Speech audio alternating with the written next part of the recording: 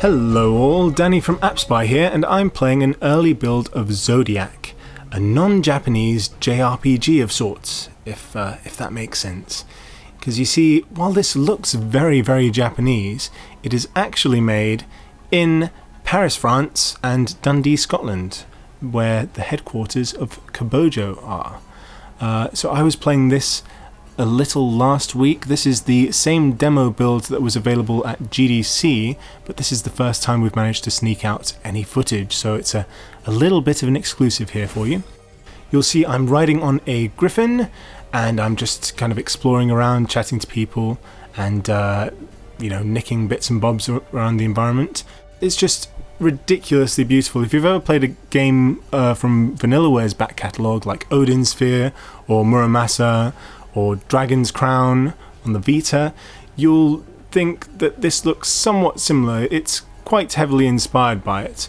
There's a little bit of story breaking out here, so I think I'm meant to be delivering a letter to some evil king who's also stolen someone's kids, who I rescued a little bit earlier in the demo. Oh, you'll see these black kind of purpley clouds that are following me. They are kind of not random encounters, but, encounters. But I think I'm just about to run into another boss battle. There were a few boss battles in this. I actually got on a lot better with the boss battles than I did with the normal battles, because at the moment the game is not quite ready in terms of explanations. There's no tutorial or anything like that. You just get dropped right in there. Yes, so I'm looking for Wursler, I guess.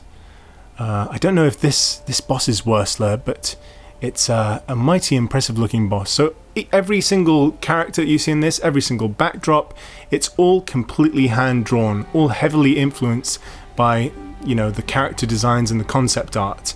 So I'm playing, my main character is an alchemist here, and each character is influenced by a Zodiac sign. So there are 12 different job systems or job classes, and you'll have different abilities according to the Zodiac sign you're using.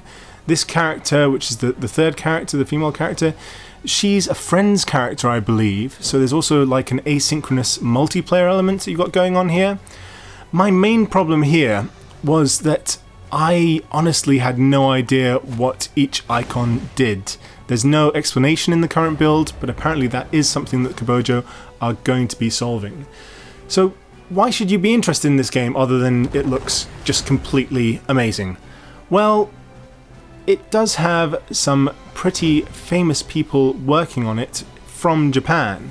So the composer, Hitoshi Sakimoto, who worked on Final Fantasy Tactics and Final Fantasy XII, he's composed the music for this, and also the kind of scenario writer for Final Fantasy VII and Kingdom Hearts and a whole load of other games, Kazushige Nojima, is also working on this, and he's planning to work on it not just for the main game itself, but for expansions and everything else that follows afterwards.